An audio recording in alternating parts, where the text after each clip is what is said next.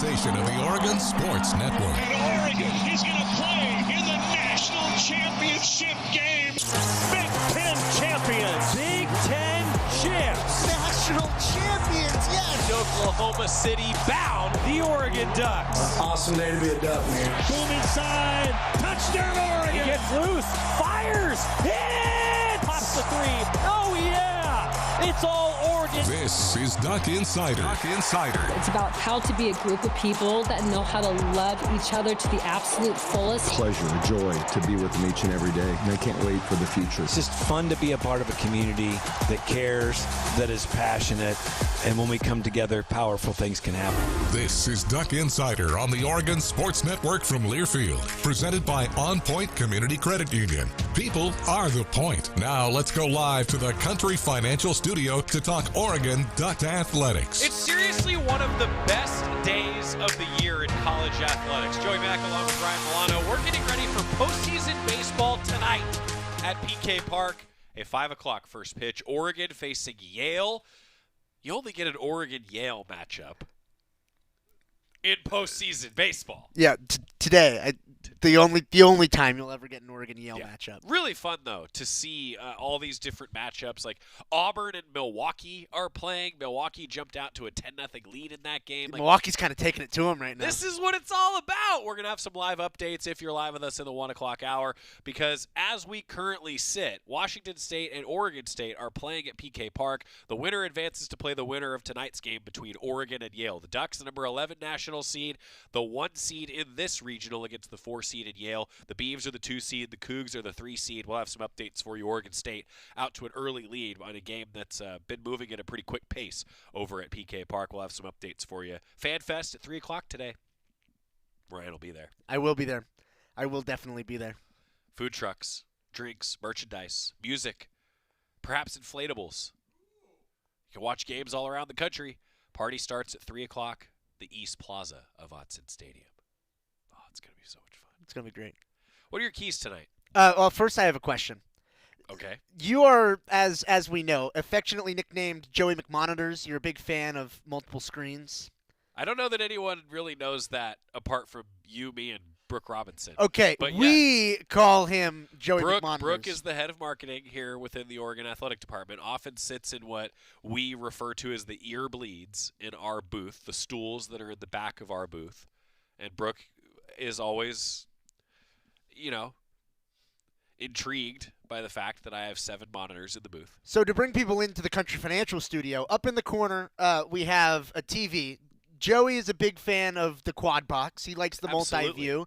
My question is, ESPN, yes, for this camera. This camera is sitting right underneath the TV, so that's the vantage point of right if there. We're ever looking up there.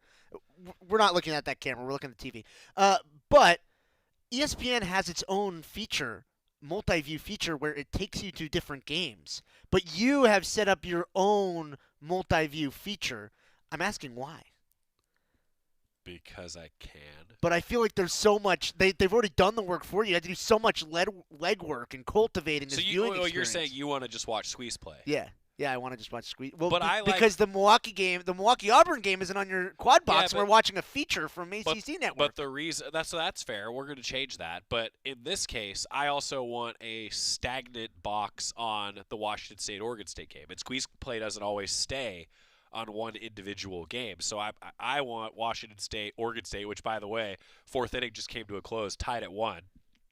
Good game between the Beavs Washington and the Cougs. State has scored a run. They have not gotten a hit. That is accurate, yes.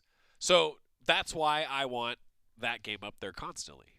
Okay, I agree with that. I would like to make an addendum for the rest of the show that we change that bottom left corner into the Auburn game. All right, well, you take over the show. I'm on it. All right, you asked keys to the game, keys to success here against Yale. I think first off, the key to success is to jump out to what a Georgia Techian type of start to this game. Georgia Tech was up 17-2 against UIC early in the game today. And these 1-4 seed games can go really 2 type of ways.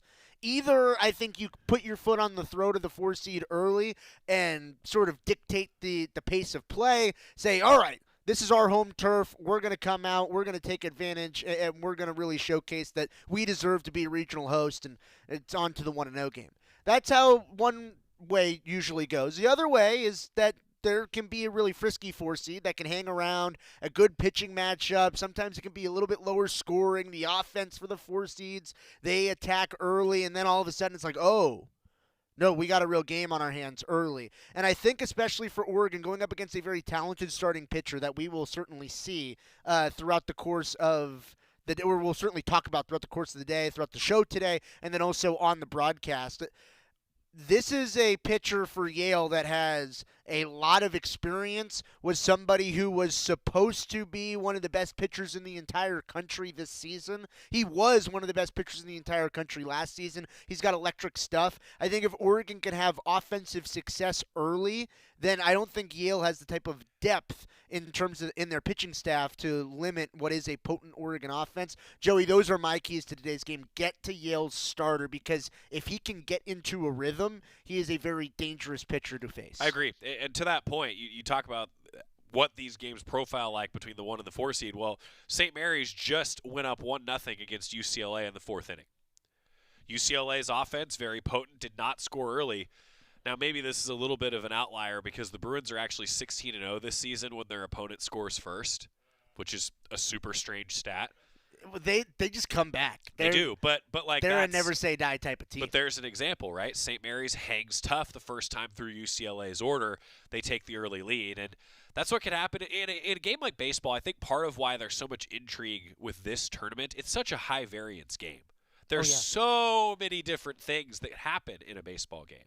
So I think that's what makes it a lot of fun. Well, I think there's the most parity in baseball regional than there is in any other sport. Like March Madness, you can get an upset every once in a while. You can have that 15 over a 2 or the 14 over a 3 sometimes. But we've seen in some brackets, like there are a lot of times in which you only get maybe one upset a year. Even in a sport like softball, which has the same format as baseball, I think that softball is developing more parity, but I think that baseball has had so much more time as a sport over decades to develop a base level of talent that spans across every different level, where there are a lot more upsets. It's a higher variance type of game, and so you will get a lot more upsets in a baseball tournament than you will in any other sport, which is why I think you and I both love college baseball so much. I love the day. Now, of course, on the Oregon side, you're hoping to kind of beat that variance by being the more talented team. The Ducks have earned the right to be a host, number 11 seed. We're going to hear from Mark Wasikowski coming up, some of his thoughts on that, earning the right to host against some good teams. There's 2 conference champions in this field. Oddly, the 2 seeds that are the top seeds are not conference champions. And that's just, again, that's an example of the variance in the game and the talent level, and I'm looking forward to it. We also are going to hear from Ryan Cooney here coming up, and we'll have some updates from track and field. And then some fun things for Oregon football going on this week. More on that later. You see that type of variance. I want to touch on this. You see the variance, but also it kind of feeds itself always once you get to the College World Series. It always feels like, yeah, these are 8 incredibly talented teams all deserving of being national champions. And sure, there's some times where you get like an Oral Roberts, a 4 seed in the mix. But even with those type of runs, those are teams that have established themselves, especially throughout their own tournament, throughout their own conference, and then when they get paired up against some higher caliber teams, they prove that they are up to snuff and they're on that same level. There's so much variance, but I think that at the end, for the most part, the 8 teams that find their way to Omaha end up being 8 really deserving national championship type level teams. And Oregon's got the talent to do that. Now you got to get there, right? Certainly. There's a lot that can happen. Talk about the high variance between now and then. But the Ducks hoping to make it to Omaha, and it starts tonight against Yale. Can't overlook Yale. I mean, we're talking about Oregon State and Washington State playing in a game right now where it's tied at 1 in the 5th inning at PK Park. You can't look ahead to that. Got to take care of Yale first. You touched on the pitcher, by the way. I want to get to that. Omen is his name. He's been an excellent, excellent prospect. Actually chose to stay at Yale. Mark Wasikowski will tell you about that a little bit more coming up. How about, though, just the environment at PK Park for a moment? We talk about the Fan Fest, 3 o'clock. And I was so happy when I found out that Spencer Steer was going to be the one to do the narration for a video that you've now seen on the GoDuck social channels. I want to finish the first segment today just to get you fired up. Listen to Spencer Steer here.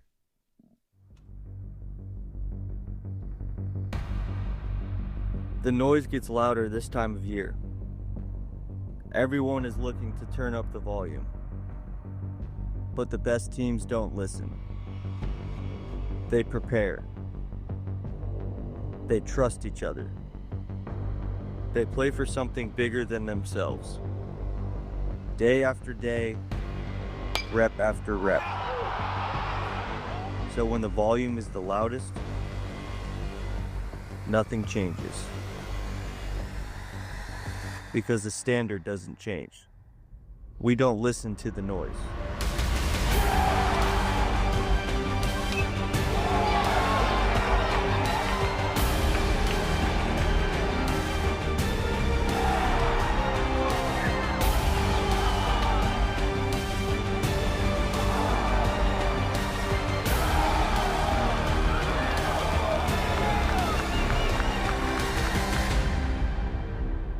We make it. How do you not get fired up for that now? We make it. Spencer Steer, big leaguer, voicing it. I got to send him a text and just be like, you're doing our billboards next year. I think we should whisper for the rest of the show. Bring the noise down. Even it out. But no, we make the noise. Yeah, we make the noise, but you got to even it out because the other people are bringing the noise. We don't listen to that noise. We listen to our own noise. This is the This noise. got really deep and existential really fast. This is the noise. It's going to be a fun environment at PK Park, though. In all seriousness, I know that there's been a lot of interest in Oregon State, but again, tonight is when it matters the most. Oregon, Yale, to see who's moving on in that winner's bracket. Big deal. 93% of teams that win the first game go on to win the regional. That's right. 7% of teams that start with a loss go on to win.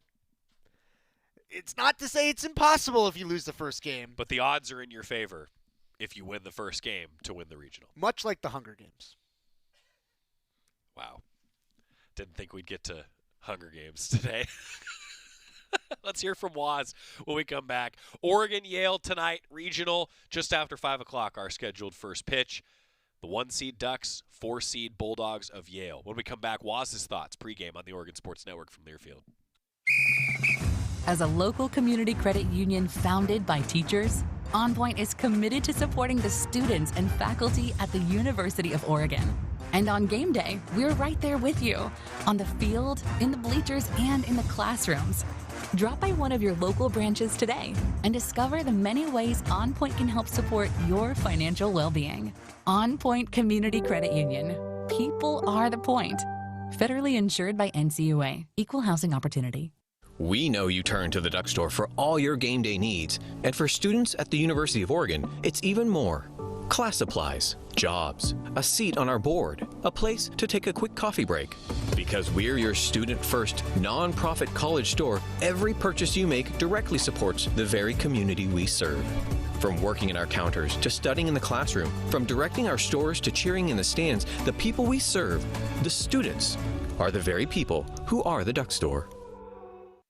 Duck Insider, your home for the latest news on Oregon athletics on the Oregon Sports Network from Learfield. My mom has decided to learn to paint, and she's good. My dad's now into creative cuisine, and I've already put on 6 pounds. Learning new things comes with age. My mom, she started forgetting my name and what we're talking about. Forgetting well-known things doesn't. Memory loss may be a sign of Alzheimer's disease. Early detection gives you and your loved one time to plan for the future. Learn the warning signs of Alzheimer's at 10signs.org. Brought to you by the Alzheimer's Association and the Ad Council. When I smoke weed, I get lost in the music. I like to isolate each instrument. The rhythmic bass, the harmonies on the piano, the sticky melody. Hey, careful, babe. There's someone crossing the street. Sorry, I didn't see him there. If you feel different, you drive different.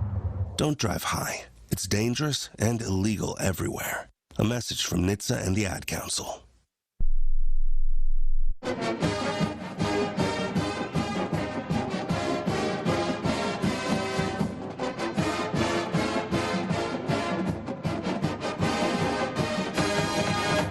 Insider, presented by OnPoint Community Credit Union. Joey Mack and Ryan Milano. We've got a 4:45 pregame show for you coming up in just a moment. This afternoon, it feels like it's going to get here quickly because it will. 3 o'clock, our Fan Fest around the Autzen Stadium and PK Park and Pape Field area. Hope to see all of you there. Fan Fest, start that atmosphere early, getting ready for first pitch at 5 o'clock between Oregon and Yale. During the break, Ryan and I were just going through like scores and checks, and that's what makes a day like today fun, right? And I know for fans, like keeping track of all of the games, that's what makes this such an enjoyable experience. What makes a day like today fun is this game between East Carolina and Tennessee that was tied at 1 for forever, and then ECU hit a home run in the top of the 9th, and then Tennessee hit a home run with 2 outs in the bottom of the 9th, then ECU scored on a home run in the 12th, and then Tennessee answered, and now I think we're in the 13th, and ECU just hit a home run. So the 13th. We're in the 14th. Yeah, we're in the 14th. That's a great baseball game. Yeah, that's a phenomenal baseball game. This is what's fun. UCLA also just tied it up, so it's 1-1 now. UCLA and St. Mary's. It's still 1-1 at PK Park. Oregon State and Washington State in the bottom of the 5th inning. Does that say 18 runs for Texas? Yes, over Holy Cross, 18-0. And again, I'm keeping track of that because Texas is the 6th seed, Oregon the 11th seed. Those would be the matchups in a super regional. It's a lot of runs. A lot of runs. Talking about keys to the game, every morning of every Duck baseball game, I sit down with Mark Wasikowski, or Ryan does, and gets the update, right? What does he expect today?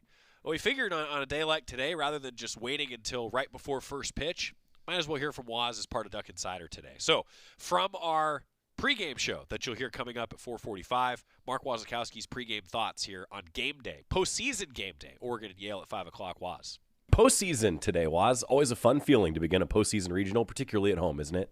Yeah, it sure is, Joey. Good morning, and happy birthday to Cole Fisher. You know, a full Duck. We miss you, Cole. We love you, and can't wait to see you again. But nevertheless, the team has earned the right to be a postseason host, which is great. You know, that's a good reflection of a body of work of how the team's done during the course of the season. And you get a chance to be one of the 16 teams out there in the country that's staying home for a regional. And then there's a bunch of other teams outside of the 64 that have already started their summer vacation. So, you know, thank God you're not in that group, right? And so hosting, what an honor. Hopefully PK Park is electric. I'm sure it will be, but I really hope that fans understand how hard it is to earn the right to host. And then on top of that, once you earn the right to host, nothing's guaranteed. Now, all these teams that are here in this regional are really good teams. Conference champions are really good teams that are out there. And nevertheless, you're going to see a lot of pitchers of the year in their leagues and players of the year in their leagues and all this kind of stuff. And so guess what that means? It's going to be really hard. And so the fans need to really, instead of assuming it's going to be easy, we're hosting, this will be a walk in the park. False. These are the best 64 teams in the country, and the fans need to be at their best, and so does the team. Well, and you've always talked about, Waz, that you like playing against good people because it leads to good baseball, right? This is kind of the embodiment of that here in postseason. Yeah, so there's 4 teams that are in this thing, right? And there's 2 conference champions. You know, Oregon State doesn't play in a conference currently. I think they will maybe in the future, whatever, but they've got a good program. We know that. And we've got a good program. And so here we are, all 4 teams teeing it up here at PK Park. It should be great. You touched on, though, being at home. Waz, just put into words for fans, how advantageous is it to be at home in the practices leading up to this regional?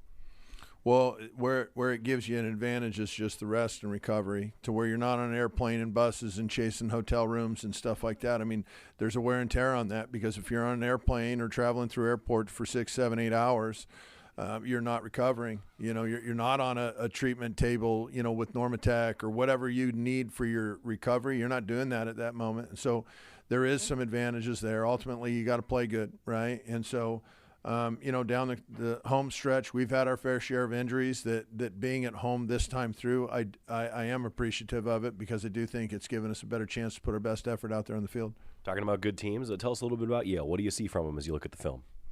They're really aggressive, right? Let's start with their pitcher that starts today. He's a guy that, a year ago there was a bunch of rumblings about this kid potentially jumping in the transfer portal with all the gurus, the pundits out there that were talking about how good this kid in the Ivy League was, and he's so good that he should be playing in some other league. Well, he chose to stay because he values his education, but the kid's got a major league arm. He's 95 to 98 with 4 pitches for strikes, and he's really, really good. You know, and so and he didn't even win the pitcher of the year in the conference. Their number 2 guy won the pitcher of the year in the conference. And so they've got a couple of guys that are good on that mound. And then offensively, credit to their coach now. Their coach has won, I think it's a Division III national championship. He's won the conference now 2 years in a row. This is a smart guy that knows what he's doing. He's got a team that's well prepared, and they're very aggressive. They've stolen almost, or attempted to steal almost 150 bases with a high level of success. And they've had over 70 squeeze opportunities, not just suicide squeeze, but safety squeeze. So you know, they're going to try to cause havoc on the bases.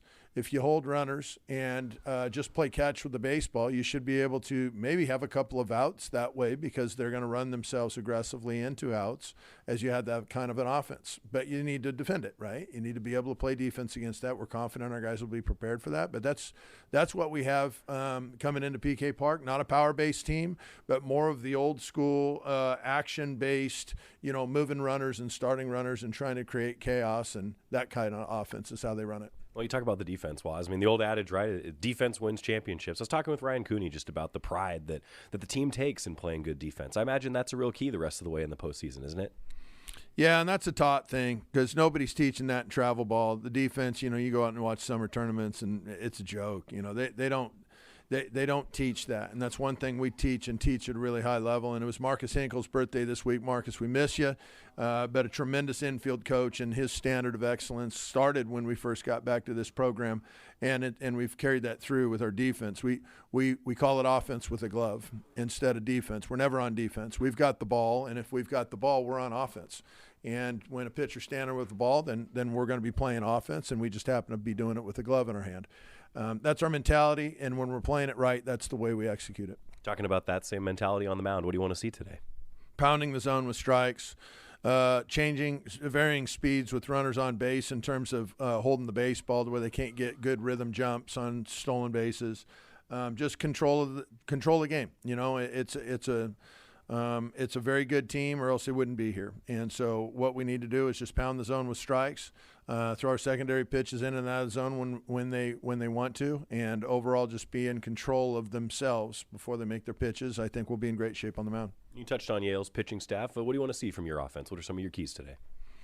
Well, when you got that kind of a velocity guy, you're going to need to be able to shorten up and get on top of his fastball. You know, he's got a good arm. He also throws slider and changeup very effectively, and so, you know, it's going to be a speed mix thing. It's going to be a lot like the arms that we've seen here lately for UCLA and USC and stuff. So it's luckily we've seen those guys, and our guys should be prepared to at least they've seen this type of arm now quite a bit here through the latter part of the season for sure, and so hopefully that's prepared them very well. Talking to you about the fans, Waz. Always a great opportunity for me to ask you about the environment and what the fans can do. What do you want to see from the fans today at the ballpark? Well, I want to see them loud during pitching changes or mound visits and stuff like that. Usually that's, you know, it's in basketball, that's a time where you can sit down and just relax and wait until they go back out on the court. In football, I don't know, it seems like in football they got it right, because in football they go nuts during timeouts, and that's awesome. And that's what we want to see during baseball. It's even more than football. Like during those timeouts or when a guy's getting loose, I mean, those are the times that you can affect baseball players' psyche and mentality. And the best crowd that we've ever had, and we've grown our crowds here at PK Park. Guys are starting to really figure it out. The best crowd that I'd ever witnessed was when we went to Texas A&M Super Regional. And those people were just ruthless. From the time you stepped onto the field for batting practice, it was ruthless. And they just let you have it all day long, and it didn't stop. And so for me, like, there is no stop in baseball. And that's the beauty of baseball, being a fan for baseball. You don't have to wait for the guy to be standing at the free throw line to yell at him. I mean, you can start on him pretty much from the time he steps out onto the field, and if he wears his shoe wrong, then you can let him know that his shoe ain't right and he looks funny or whatever, right? And that's the fun part. I use that as a funny example, but it's the fun part about being a fan, and fans, be at your best. You know, I mean, you can really affect outcomes of games like you've learned with Autzen Stadium, and you can even do it even more at PK Park with baseball. Have some fun today, Waz. Go get them. Thanks for the time. Awesome. Go Ducks. That's Mark Wasikowski, our Toyota Coach's Corner, part of our pregame show coming your way at 4:45 tonight. We thought, hey, we're on the air for Duck Insider. I talked to Waz in the morning, get some keys. And, look, the keys aren't going to surprise you, right? Play solid defense. You mentioned get out to an early lead, and sounds like being on top of a firm fastball is a real key for the Duck offense today. Now he's on. Limit base runners, too, I think is a very important key for Oregon here today because of what Waz mentioned. This is a team that loves to run, and they love to move runners over. Well, if you limit base runners, especially early in innings, well, that eliminates a lot of those bunting opportunities, and it eliminates putting those runners in motion. Keeping as many, and Oregon's done a really great job all year in terms of fewest hits per 9, in terms of lowest whip in the country. Like, Oregon's been really good at that. Relying on that type of strength, limit those type of offensive opportunities for Yale, because they're going to be a team that if they get one run in an inning, that is a win for Yale. They want to chip away like that and limit that's their recipe to success. Get those 1 to 2 run innings and then have a really strong pitching performance. Take yourself out of that formula. It's interesting too. Talk about the aggressiveness. They like to steal bases. Pressure on Berkeley Mabius, and boy, has he been up to that challenge all season long. Berkeley Mabius has been one of the best defensive catchers, both as a receiver and gunning guys at second and third base all year long. They have not faced a catcher like Berkeley Mabius. No, I am totally with you on that. Like, I feel like Berkeley Mabius is a neutralizing factor for what Yale wants to do offensively. That could be a real key, right? If Berkeley throws out the first base runner, it might be like, okay, a little different strategy then for the Bulldogs. And he's not afraid to back pick either. That's so right. You don't want to get too aggressive of a lead on him because he'll throw behind you. Yep. I think it's a real key for Oregon to limit and take a team out of what they want to do. And it seems like Oregon's in a good position to do that against Yale. But again, Bulldogs well coached. You heard Waz say it was pretty complimentary of a Bulldog team that won the Ivy League for back-to-back years. They know what they're doing, for sure. They're a good team. There's no doubt. The teams that make the tournament, they are good teams. But I do think there's a specific way that Yale wants to play and a specific formula that they need to follow in order to win this game. Break up that formula, I think, is the biggest key. We're going to take a time out, come back. Ryan Cooney and I sat down here in the Coach Financial studio talking with Duck Jr. has been a real leader for Oregon, really since he got to campus. Back after this on the Oregon Sports Network from Learfield. Hey campers, it's Jan from Toyota. This summer, we're headed to Camp Toyota, and the fun starts now. Your summer starts here. Dealer inventory may vary. See your participating Toyota dealer for details. Event ends June 1st. Toyota, let's go places. As a local community credit union founded by teachers, OnPoint is committed to supporting the students and faculty at the University of Oregon. And on game day, we're right there with you, on the field, in the bleachers, and in the classrooms. Drop by one of your local branches today and discover the many ways OnPoint can help support your financial well-being. OnPoint Community Credit Union. People are the point. Federally insured by NCUA. Equal housing opportunity. Hey campers, it's Jan from Toyota. This summer, we're headed to Camp Toyota, and the fun starts now. Your summer starts here. Dealer inventory may vary. See your participating Toyota dealer for details. Event ends June 1st. Toyota, let's go places. This is Duck Insider. Duck Insider on the Oregon Sports Network from Learfield. Hey Dad, how do airplanes fly? What's in this box? Is this tree good for climbing? How are babies made? What does this thing do? Kids are curious about everything, including guns. Talking to them about gun safety in your home is a good first step, but you can do more. Always keep your guns locked, unloaded, and stored separately from ammunition. Safe gun storage saves lives. Learn how to make your home safer at endfamilyfire.org. That's endfamilyfire.org. Brought to you by End Family Fire, Brady, and the Ad Council. You wanted to be cool, which led you to smoking, which led to a pack a day. Then you met that special someone, which led to starting a life with them, which led to wanting to live longer, which led to quitting. Then you heard you may be at risk for lung cancer, which led you to getting a low-dose CT scan. If you smoked, get scanned. Talk to your doctor and learn more at savedbythescan.org. Brought to you by the American Lung Association and the Ad Council. I'm coming home to the place that I remember, back to the land of my first love. Would you spread wide your arms for this wayward son? I left my heart in Oregon. It's Duck Insider, presented by OnPoint Community Credit Union. I'm Joey Mack, along with Ryan Milano. A point all year long, really, for the extent of the modern era of Oregon baseball, has been defense. Ryan's putting his glove on. He's ready to play offense with his glove. You just heard Mark Wasikowski talking about that, right? That the Ducks don't view it as defense in the traditional sense. Now he's using his glove as a bat. That's playing offense with a glove. Playing offense with a glove. Okay, yeah. You know, don't throw the flag on that. No, please throw the flag because I want to hit it. He's going to try to, yeah, okay. We'll get back to that.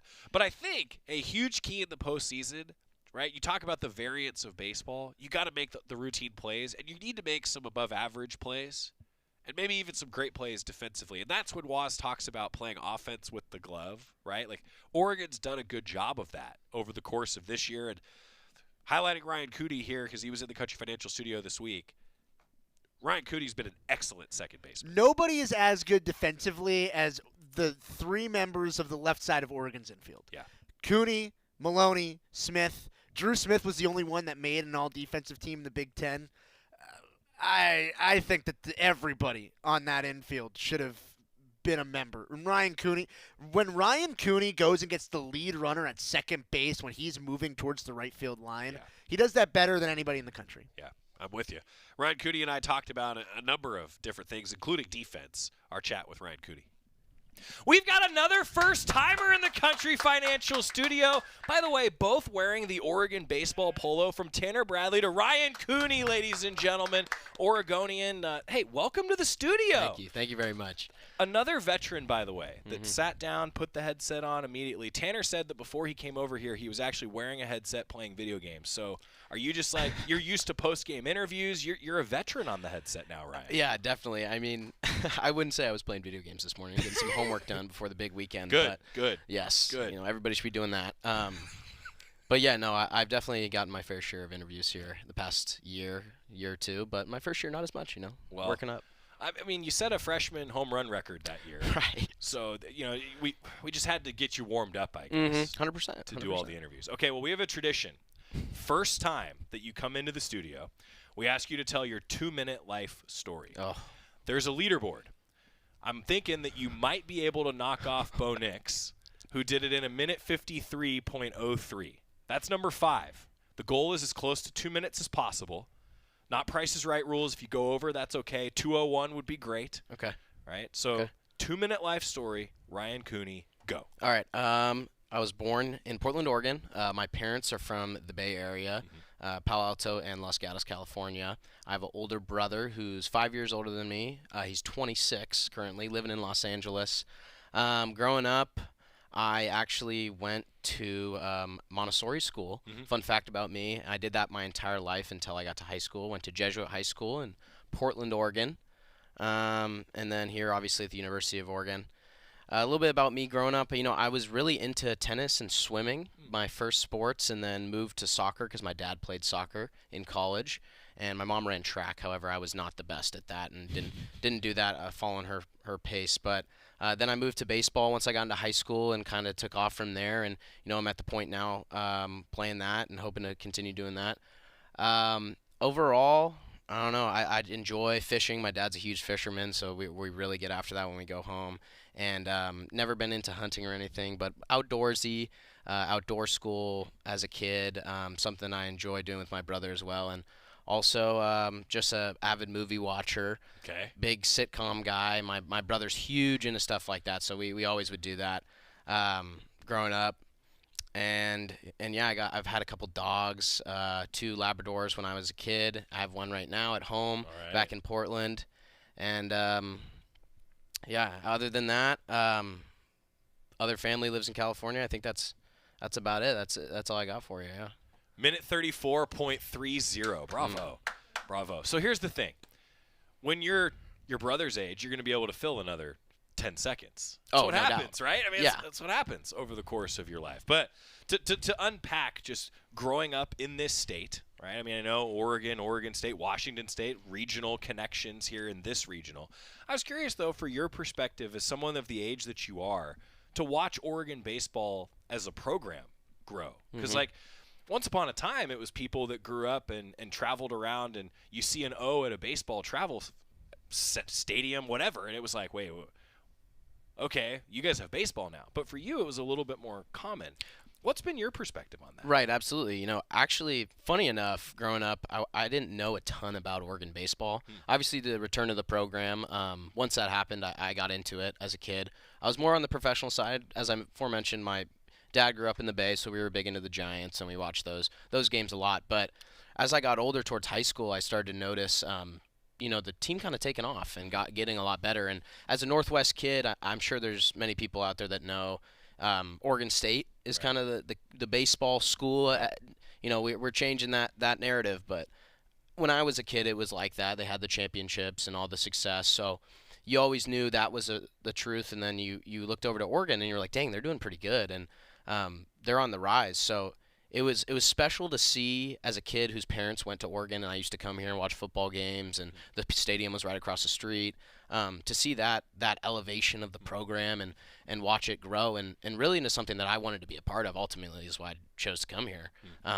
To help that program get to where it wants to go. Well, you hit on what was going to be my next question, Right. is with that in mind, right? Why did you decide to come home? Yeah, for me, I was young. The process when I was in high school was you could decide where you're going to school. You could talk to coaches when you're a sophomore in high school. So when I was 16 years old on my birthday, I actually decided to commit to the University of Oregon. And now they've changed that rule, thankfully, and I hope that high schoolers now understand that that's awesome that they get to make that decision later. But I knew it was right in my heart to come here, and to change that narrative was what I really wanted to do, honestly, and show that the Ducks are excelling at all sports, not just on the court or on the football field.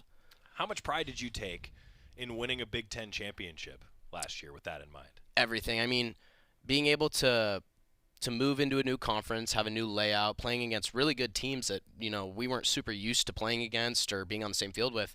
It was special to not only win a championship, but to show that no matter where we're at, we can compete. And also, it was a little prideful as a Pac-12 member. Like growing up watching the Pac-12, like we were good at baseball the whole time, and it's disbands for many reasons out of my control, obviously. And we were just trying to put our best foot forward, and it was really special that year.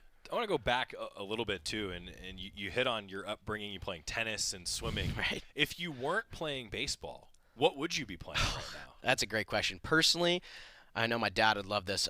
I would probably be playing soccer if I had to guess. I enjoyed soccer a lot growing up. I think that's what taught me, what my dad and I bonded over. He was my coach and all that. But it was also a fun time. But I wasn't honestly the best at it. So I took a different route, and I was able to find something that I really loved, and my parents would just be able to support without being super involved, which I really enjoyed. Were you a forward, a midi? I was a forward, yes. Forward? I was the strong kick guy. Yeah, I get that. Yeah, that makes sense. That makes sense. Well, maybe this is a great time then to talk about the athleticism of one Ryan Cooney, because we have highlighted many, many great defensive plays. You were in here. I just asked Tanner Bradley how good the defense is behind. I know you guys take a lot of pride in your infield defense. Absolutely. I think it's the heartbeat of the baseball team. I think defense, the old adage, I say it all the time, defense wins championships. It's real, and we take pride in that. So in the Nebraska game in the Big Ten tournament, this is one example for those of you that are watching the show on YouTube.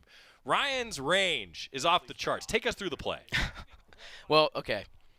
Start at the beginning. Tanner, obviously, as elite as they come in the bullpen this year, I just wanted to be as on top of it for him as I could. And we get the pitch call before it's called, and this guy's likes to pull the fastballs, and Tanner was gonna give him a good fastball in this count, attack him, and he did. He did a great job of it, and I was able to get a good first step. As I didn't think he was gonna hit it up the middle. He was either gonna be late or pull it to the right side, and he ended up doing that. And I got a great first step and was able to make the play. You hit on something though that I think is really important, even like for young baseball players, that the pre-pitch routine. It's not just the athleticism. There's a lot of mental work too. No doubt. I think that's everything. Honestly, I think for anybody looking to improve their defense reaction time, obviously there is an athletic ability to it, but when you get that pitch, or you see the catcher put down the sign, and maybe in high school they don't have the pitch comms or whatever, but you got to understand what tendencies the hitter has and how they are going to attack your guy on the mound, and that's how you can make the play and best support your guy. That's part of what makes him so good defensively, right, is that pre-pitch and all the mental side of the game. I thought it was great insight from Ryan Cooney. We talked to Drew Smith a couple of weeks ago, and he talked about guys like Gavin Grant being like always the smartest person on the field. And I asked him, I was like, who would you describe as the smartest person on the field now? And he was like, probably Ryan. I think that makes sense. Ryan Cooney, he is on top of it athletically, but then also intellectually as well, and it shows. We've got more coming with Ryan Cooney. Elsewhere, still a good game at PK Park. Washington State and Oregon State are tied at 2 in the top of the 6th inning. Winner plays the winner of Oregon-Yale at 5 o'clock tonight. More with Ryan Cooney next on the Oregon Sports Network from Learfield. As a local community credit union founded by teachers, OnPoint is committed to supporting the students and faculty at the University of Oregon. And on game day, we're right there with you, on the field, in the bleachers, and in the classrooms. Drop by one of your local branches today and discover the many ways OnPoint can help support your financial well-being. OnPoint Community Credit Union. People are the point. Federally insured by NCUA. Equal housing opportunity. When life blindsides you with an injury, you need a team that's tough. For over 30 years, Morgan & Morgan has been fighting for the people. This season, we're proud to partner with Oregon Athletics. Because whether it's on the field or in the courtroom, we're both determined to do what it takes to win. Morgan & Morgan, proud partner of Oregon Athletics. Injured? Dial pound law. Morgan & Morgan, 10150 Southwest 6th Avenue, Portland. Prior results do not guarantee a similar outcome. Your daily dose of Oregon athletics. This is Duck Insider from Learfield. When your car is making a strange noise, no matter what it is, you can't just pretend it's not happening. That's an interesting sound. It's like your mental health. If you're struggling and feeling overwhelmed, it's important to do something about it. It can be as simple as talking to someone or just taking a deep, calming breath to ground yourself. Because once you start to address the problem, you can go so much further. The Huntsman Mental Health Institute and the Ad Council have resources available for you at loveyourmindtoday.org. There's danger out there. It lurks on highways and quiet neighborhood streets. It's more likely to kill you than a shark and more terrifying than the biggest snake. Distracted driving claims lives every day. Every notification, swipe, social post, video, or selfie while driving risks your life. So while you might think public speaking or the zombie apocalypse is scary, what's really terrifying and even deadly is distracted driving. Eyes forward. Don't drive distracted. Brought to you by NHTSA and the Ad Council. You know you make me wanna kick my heels up and throw my hands up and throw my head back and come on now, so good to see you real. Back inside the Country Financial Studio, where Duck Insider is presented by OnPoint Community Credit Union. Joey Mack and Ryan Milano getting ready for a 4:45 pregame show at PK Park. Oregon facing Yale in the regionals, going on right now at PK Park. Oregon State, Washington State, ahead of Fan Fest that begins at 3 o'clock around the Otson and Pape and PK Park area. Looking forward to seeing a lot of people out at PK Park. We continue our conversation with Ryan Cooney. Duck Jr. second baseman has been one of the best players really since he got to campus. Been a huge contributor for the Ducks and a lot to unpack with Ryan Cooney. How much have you grown in that aspect of the game mentally since you've been in college? I think extraordinarily. Personally, it was more about slowing the game down, being able to have that situation and slow the game down to where I know what I need to do to put myself in the best position to execute. And as a young freshman, I had struggles because I think I just was racing almost is the best word I could use. I was just moving too fast and needed to really slow the game down for myself. How much has your body changed, too, in 3 years? A lot. You know, this program and this school specifically, I think we really pride ourselves in our athleticism, speed, physicality. You see it on the football field, and the baseball field's no different. I mean, we have a great program, and they've gotten me to a great spot physically that I think's really helped my game. Continuing with Ryan Cooney, talk about the pre-pitch routine defensively.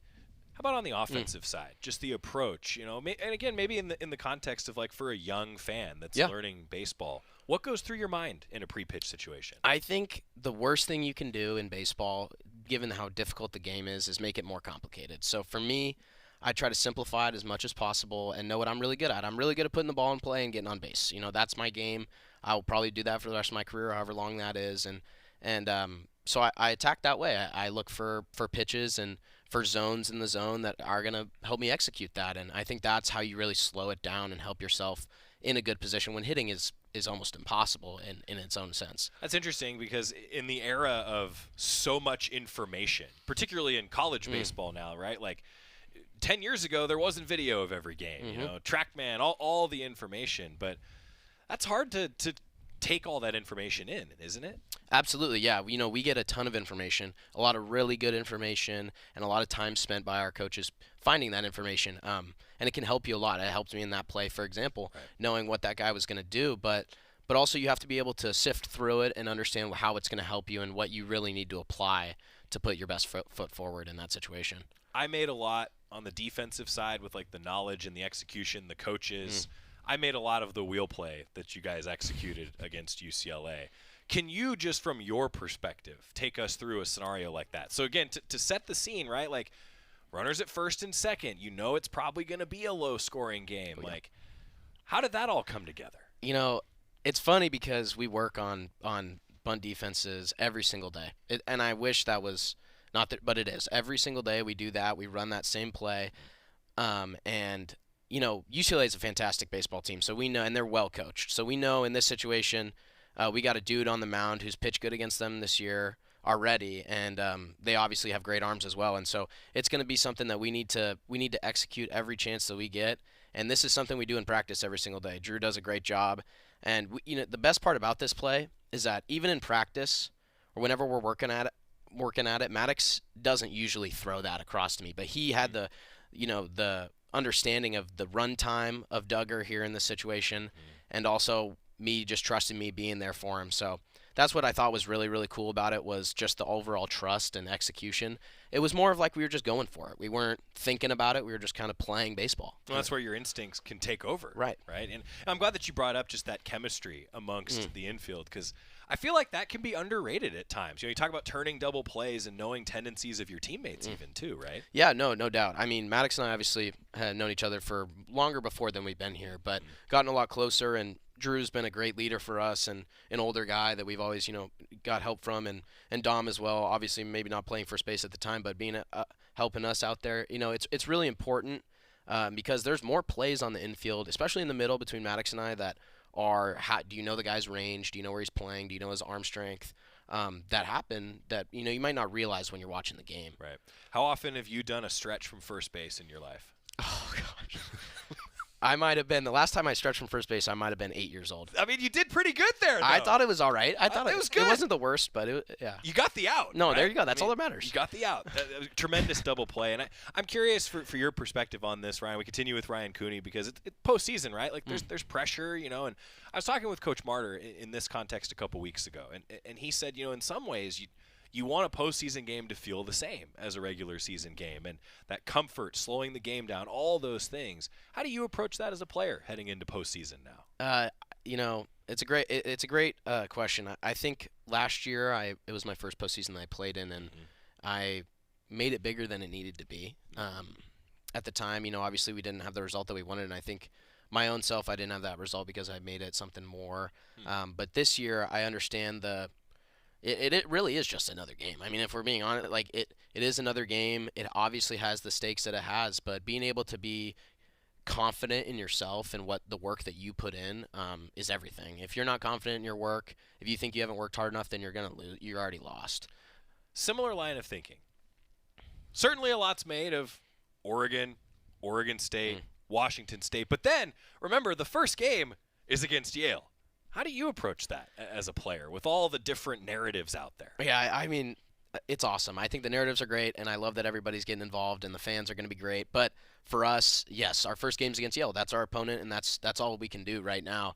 And they're here for a reason. And you don't just win a conference tournament because you're, you know, a bad team. Like, you're got to be a good team, and you have to have pieces to win. So it's going to be a good baseball game regardless, and we're excited for the opportunity, especially to play at PK Park with the fans. I think that's what it's really about, and you know, we worked hard enough to get to that point to be in front of our fans. Well, you talk about earning the right to host, right? I mean, you guys made no secrets about it, right? This is where you wanted to be at this point in the year. Yeah, absolutely. And you know, it's funny. There's games throughout the year that we obviously want to look back on and wanted to pick those up as well. But being able to get this opportunity, we're grateful to have this opportunity, and are really, really excited to show up for our fans, because they've been, since from my first year to now, they have grown exponentially, and I don't expect that to stop. I asked Tanner this, you know, when he comes in, what does he want from the fans? How does it help? How about for you, offensively, defensively? What do you're smiling because I'm asking you this. Like, No, what that's do a you great want question. from the fans? I mean, I can't say I want them to do anything specific other than to be fans. Like, if I was in the stands, I'd be cheering when we're doing good. I'd be, maybe heckling a little bit, doing whatever they want. That's up to them. I'm not. That's not what I'm doing on the baseball field. But just be excited for the Ducks and what's important for the university to represent the university. And I think we do a good job of representing the university, so there's always something good to cheer for. Ryan Cooney, I could talk to you for hours. If you missed the Mighty Oregon podcast, Rob went deep dive with Ryan. And if I missed anything for the context of this conversation, regional preview, let's just do it again before a super regional. Oh, yeah, of course. I'd love to be back. Thank you. Ryan Cooney, thank you, sir. Thank you. Really awesome to get to know Ryan Cooney a little bit, but I particularly enjoyed breaking down those defensive plays with him and just what goes through his mind, right, in these moments. Looked like a pretty good first baseman on the stretch on the wheel play. Yeah, he did. And it's good to know that I am the second best defensive Ryan that sat in the chair this week. The second best defensive. Has there been another Ryan? Has there been a third Ryan? By default, good work. This week? You think that you're sure that there's been a third Ryan in this chair this week? We're going to get a timeout. Come back. Big day. Huge delivery this morning for Oregon Beach Volleyball, also track and field regionals, and a fun off-the-field activity for Oregon football here on the Oregon Sports Network from Learfield. At Shadow Hills Country Club, we're more than just an award-winning golf course and practice facility. Our events team offers all-inclusive event pricing that allows us to take care of all the details while you enjoy your event. Our indoor and outdoor venues offer you a wide variety of fully staffed options that put the focus on you. From weddings to business and social events, at Shadow Hills Country Club Events Center, you get the benefits of a resort atmosphere and amenities in a peaceful country setting, just minutes from downtown Eugene. Call for a tour today or visit shadowhillsevents.com. Hey Duck fans, at Country Financial, they make insurance easy. Whether you're shopping for home, auto, or more, their representatives will take the time to understand your specific needs and explain what options work best for you. Worry less and feel more confident knowing you're covered. Visit countryfinancial.com to get started today. Experience more with Country Financial. Auto and home insurance policies issued by Country Mutual Insurance Company, Country Preferred Insurance Company, and Country Casualty Insurance Company, Bloomington, Illinois. Back to the Country Financial Studios in 60 seconds. This is Duck Insider from Learfield.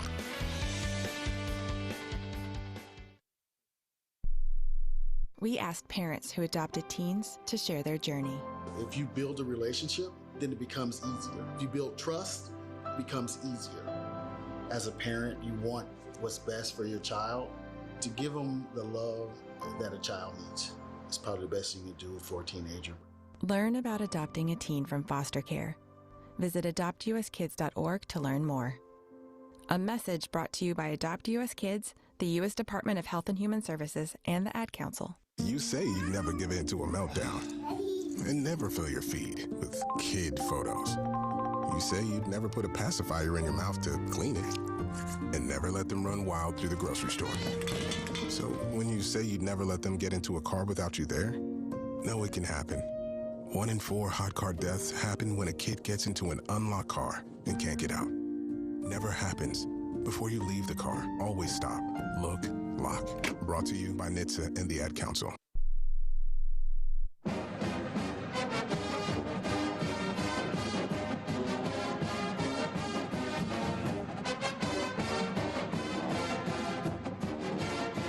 Final segment of Duck Insider, presented by OnPoint Community Credit Union. Ryan and I are about to head to the ballpark. We're here in the Casanova Center in our Country Financial studio. Make the walk across. Are you going to walk across Autzen Stadium, or are you going to go around Autzen Stadium? No, I'm walking across Autzen Stadium. Every time you can. Why wouldn't you? Why wouldn't you? Yeah, we're going to walk across Autzen Stadium to PK Park. No, to the Fan Fest. To the Fan Fest, then to PK Park. Got to go through the Fan Fest to get to PK Park. You're right. You're right about that. I will be picking up food on my way to the booth. A 4:45 pregame show and a 5:06 official first pitch for Oregon and Yale. If you are live with us in the 1 o'clock hour, it's the top of the 7th inning, and it's 2-2, Oregon State, Washington State. Good game. Battle. Good game at PK Park. Special delivery across the river this morning. The OSAA Track and Field State Championships are going on, and construction is also continuing just across the street from the Jaquez Center. New dorms and new sand for beach volleyball. The first delivery of that sand for the new beach volleyball courts, the new beach volleyball facility, delivered this morning. A few of the Duck student athletes got to get a jar of the sand as a keepsake. Christian Cold, the head coach, and the Ducks all had on the hard hats and the vest because it's still a construction zone. First sand delivered to the new beach volleyball courts this morning. Super awesome. It is not a beach without sand. I understand you're from the Bay Area. You have some rocky beaches. Those aren't beaches. There's no sand. They're just cliffs. They're just, it's Rocks. it's just oceanfront landscape.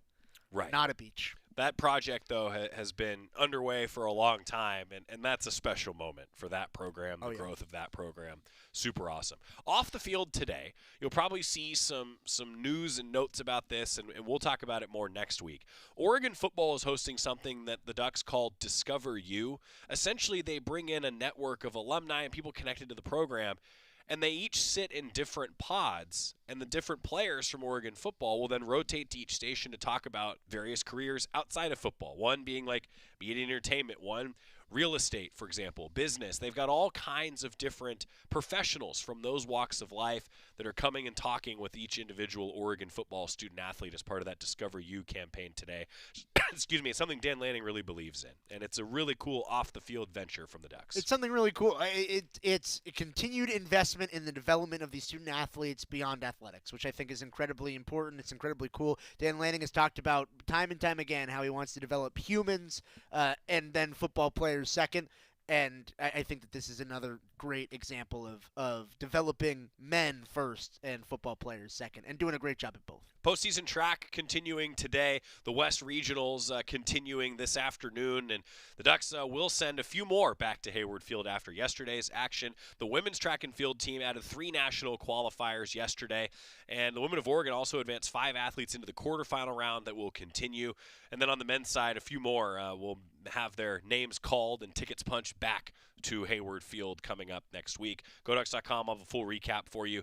And now I wanted to end today if Ryan has his Hall of Fame class ready. I do. Okay, so yesterday we announced the 2026 Oregon Athletics Hall of Fame. Quickly, Ryan has been putting together what he thinks the 2036 Hall of Fame class could be. Ryan? Kenyon Sadiq, Bryce Betcher, Drew Smith, Bless McMorris, Shalana Yildiz, Maddie Elmore, Nate Biddle, Elon Butler, Lindsey Grine, Anna Simmons, Natasha George, and the Big Ten Triple Crown track and field teams. So all of those student athletes and teams would be eligible after 10 years away from the University of Oregon.